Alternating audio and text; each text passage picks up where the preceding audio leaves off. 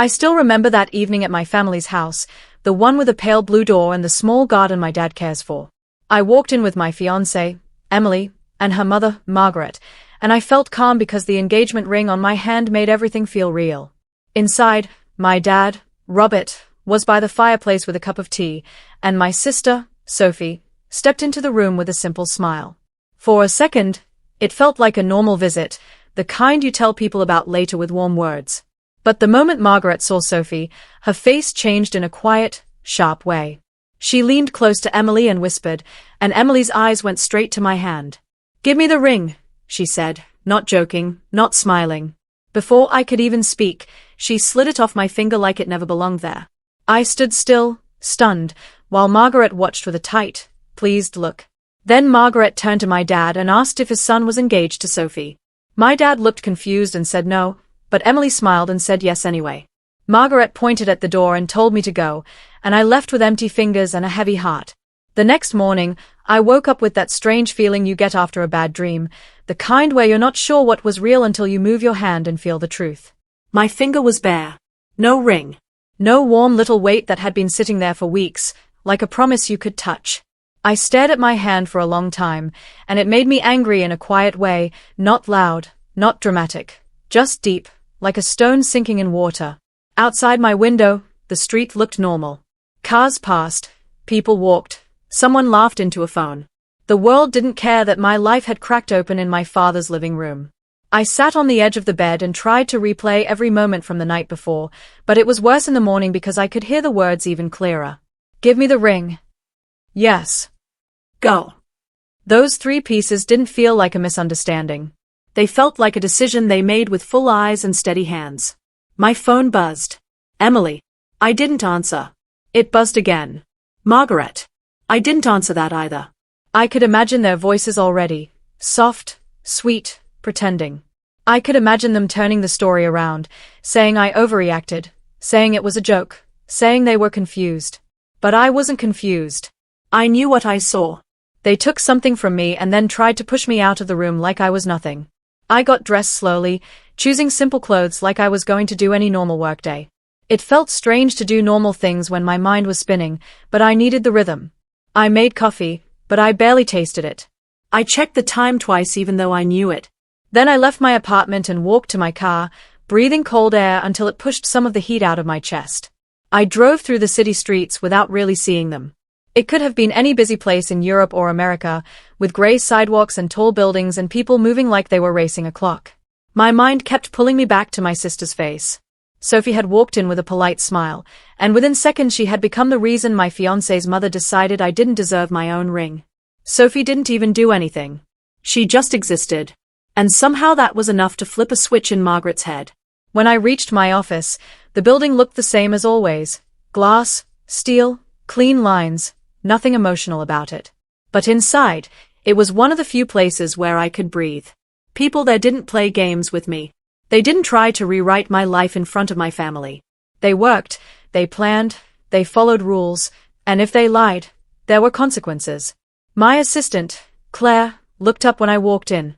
She had that sharp kind of kindness, quiet, steady, no fake sweetness. "Good morning," she said, and then she paused, really looking at me. "Are you okay?" I wanted to say yes, because saying yes is easy. But my voice didn't feel ready for easy lies. "Not really," I admitted. "I just need my schedule normal today. No changes unless I ask." Claire nodded without questions, which I appreciated more than I can explain. Sometimes the best support is someone who doesn't demand your pain as a story. She handed me a folder and reminded me about a meeting later. I thanked her and went into my office, closing the door behind me. I sat down and finally let myself feel it fully. The anger. The embarrassment. The sting of being told to leave my own family's house like I was a stranger. I thought about my dad, Robert, standing there confused, and I hated that he was pulled into it. I thought about Sophie again, and I hated that she was used like a tool in someone else's ugly plan. Then I started to ask myself the question that mattered. Why did they do it? It wasn't only jealousy. It wasn't only control. Margaret was the kind of person who always wanted to steer the room, but this felt more specific. The way she looked at Sophie wasn't the way a normal mother looks at her daughter's future sister-in-law. It was the way someone looks at an opportunity. A clean, bright chance to get something. I remembered small things from past conversations. Margaret bringing up fresh starts at dinners. Margaret talking about moving to a better neighborhood. Margaret complaining about how hard life was and how unfair it was that other people had real money. At first, I thought it was just her way of talking, the way some people always try to sound like they are fighting battles. But now those words felt like clues. Emily had been different lately too. She used to talk about our future like it was about us, our home, our life, our plans. But in the last month, she started asking about numbers more than feelings.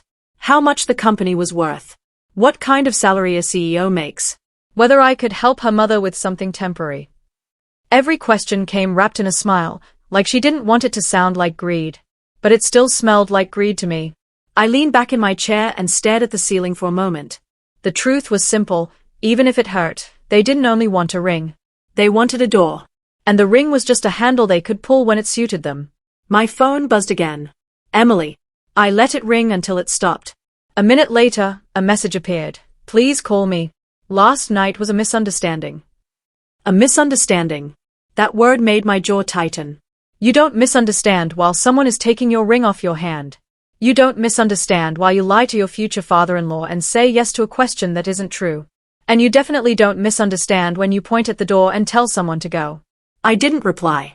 I wasn't ready to speak to Emily in a way that would keep my dignity. I knew if I answered too soon, I might explode, and then they would use my anger to paint me as the problem. I had seen that trick before, push someone until they shout, then pretend the shout is the whole story. Instead, I opened my laptop and did something that felt boring, almost too normal. I checked the company's finance reports and the pending loan requests that were sitting in our system. It wasn't because I wanted revenge. It was because I wanted to understand the shape of the world they were moving in. If Margaret was chasing money, she would leave footprints. People chasing money always do. There it was, almost like it was waiting for me to notice, an application connected to Margaret's name. Not directly from her, but tied to a small business she claimed to run, something about property consulting. The requested amount was large, $120,000. The details were messy. The documents looked rushed, like someone had built them in a hurry and hoped no one would look too close. I stared at the screen and felt my stomach twist again, but this time it wasn't only anger. It was disappointment. Emily knew who I was. She knew what my job was. And still, she let her mother walk into my father's home and treat me like a stranger. She let her mother speak about my sister like she was a prize. She even helped by taking the ring, by smiling, by saying yes. I closed the laptop slowly and sat still for a moment. The city outside my window moved on, and inside the building, people worked, phones rang, keyboards clicked.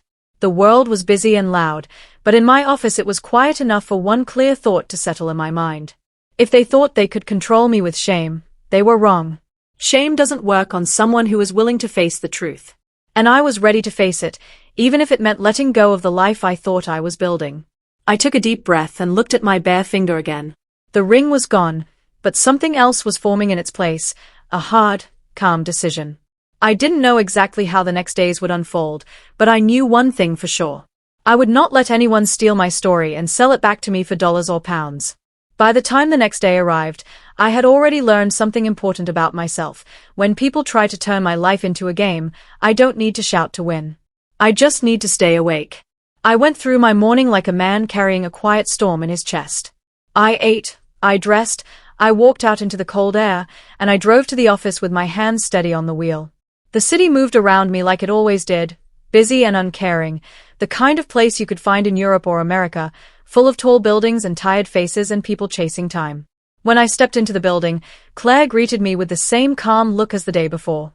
She didn't ask questions, but she watched me closely, like she was making sure I wouldn't break in the middle of the hallway. I nodded at her, took the folder she offered, and went into my office. I had meetings, emails, normal work. But my mind kept circling one thought: Margaret and Emily had tried to take my ring, and with it, they tried to take my place. People don't do that just for fun. They do it because they want something bigger. Around midday, my phone buzzed with a message from Daniel, a banker I knew through business circles. Daniel was not the kind of man who liked drama. His messages were usually short, clean, and careful. That's why my stomach tightened when I saw his name. The message said, "There's an issue with an ATM card tied to Margaret. It was blocked. She and a young woman are here. Security is involved. I read it twice. Then a third time. Blocked. Security. Here. Something about those words made the air in my office feel heavier. I didn't feel joy, and I didn't feel surprise either. It was more like hearing thunder after seeing dark clouds. Part of me wanted to ignore it, to let them handle their own mess, because I was tired of being pulled into Margaret's world. But another part of me knew that whatever was happening could come back to touch me, and I refused to be dragged through mud because of someone else's choices. I replied to Daniel with a simple question. Are they safe, and is anyone accusing me of anything? Daniel answered quickly, they are safe. No one is accusing you. The bank flagged the account and the card. They tried to withdraw and then argued. Now the bankers are checking documents. I leaned back in my chair and let out a slow breath. I watched the cars far below, tiny and steady like moving dots. My hands rested on my desk, and I realized something strange. I felt calm. Not cold, not cruel, just calm. The night at my father's house had already done the worst kind of damage. It had shown me who Margaret and Emily were when they thought they could control the room. Everything after that was just the truth catching up. A few hours later, Daniel called me. His voice stayed professional, but I could hear a small edge in it, like he couldn't believe what he had seen. They came in acting like it was normal, he said. Margaret tried to make jokes with the staff. The young woman, Emily, I assume, kept checking her phone. When the ATM declined, they came to the counter and demanded answers. They said it was their money and the bank had no right to block them. What happened? I asked, and I kept my voice even. The system flagged unusual activity, Daniel said. There were transfers that didn't match the account profile. And the loan application connected to them has inconsistencies. It's like someone tried to dress up a weak story with shiny words. I closed my eyes for a moment. I could picture Margaret's face when she didn't get her way. I could picture the way she smiled when she told me to go, like she was cleaning dirt off her shoe.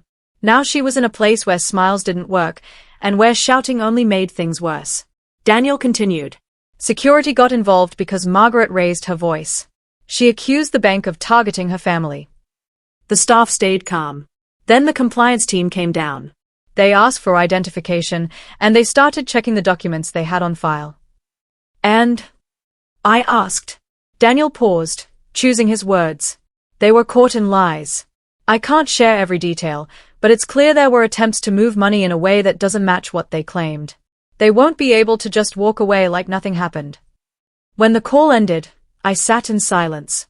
I didn't feel like celebrating. I didn't even feel like saying, they deserve it. What I felt was a clean kind of sadness. Because once you see people caught, you realize how far they were willing to go. Margaret wasn't just rude. She wasn't just controlling. She was willing to twist family, love, and honor into tools for money.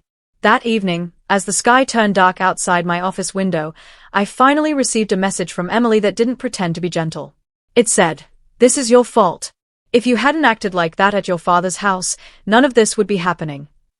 I stared at the screen and almost laughed, not because it was funny, but because it was so clear. This was the trick again. Blame the person who didn't play along.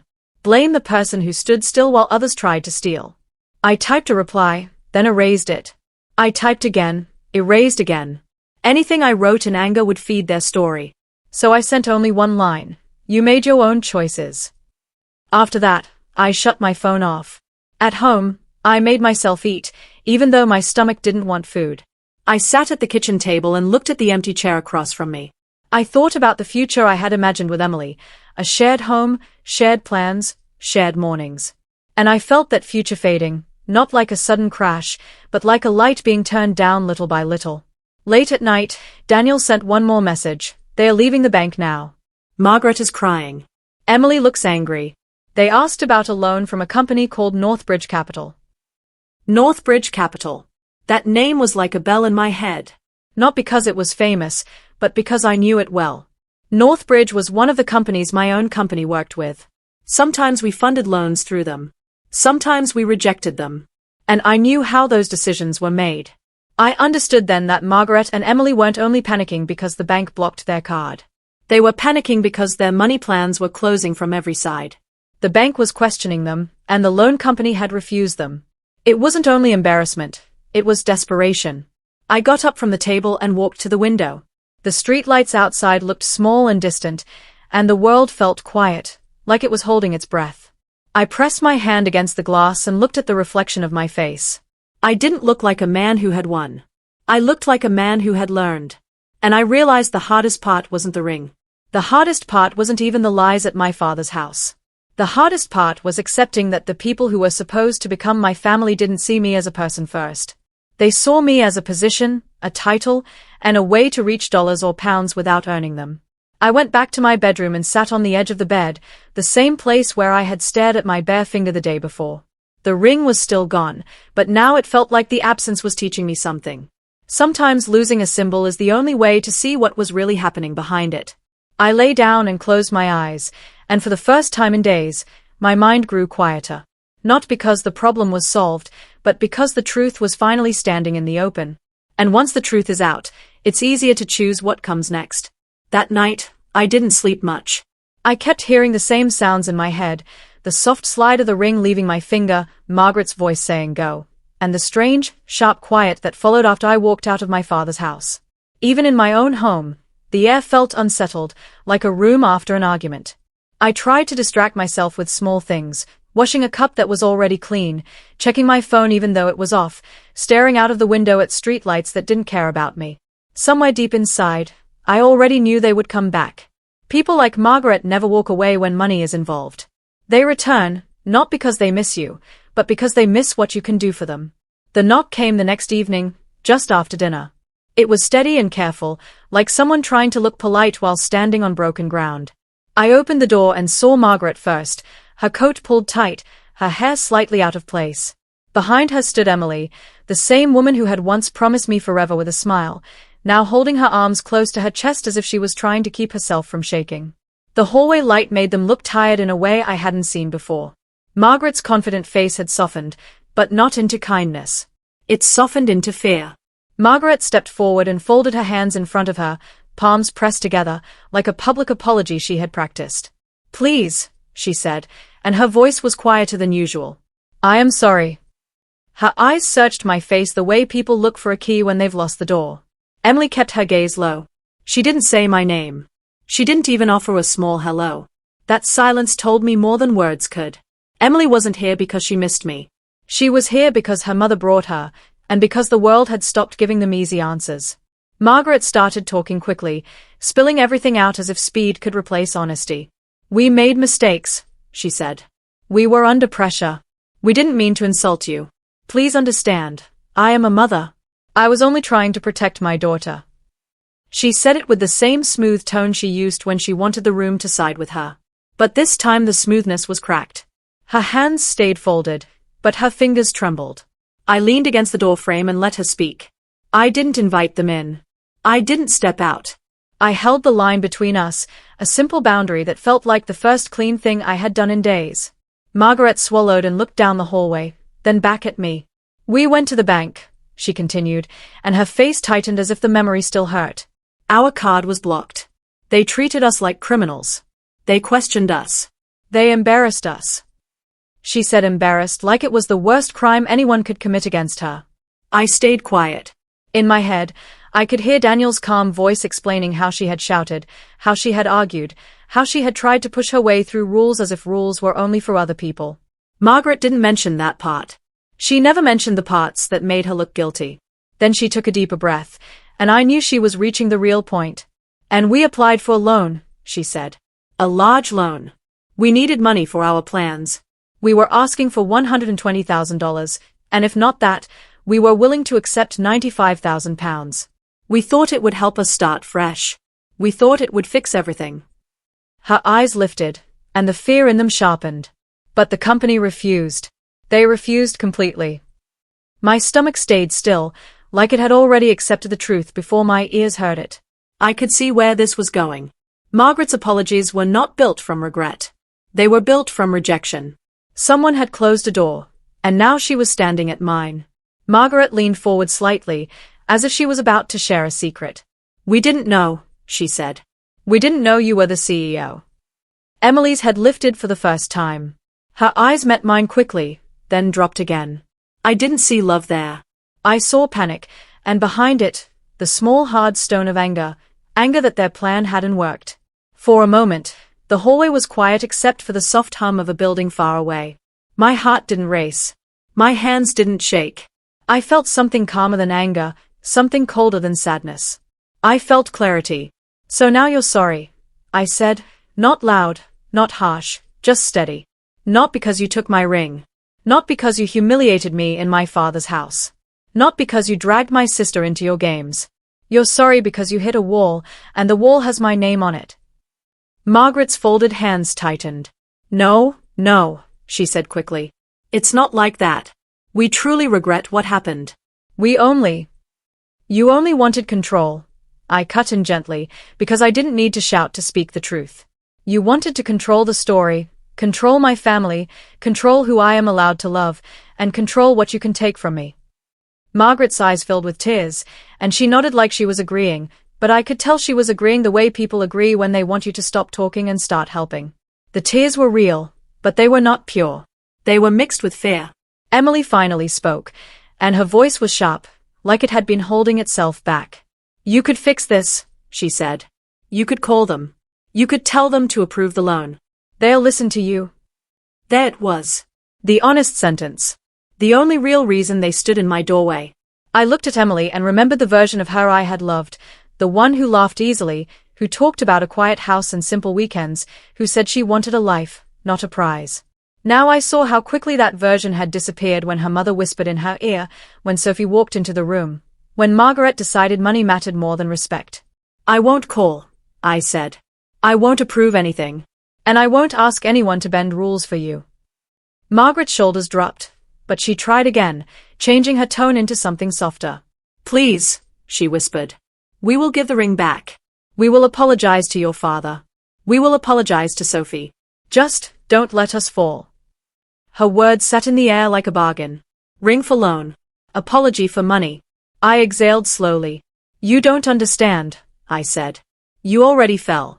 The fall happened the moment you took a ring off my hand and acted like I was nothing. The bank didn't make you fall.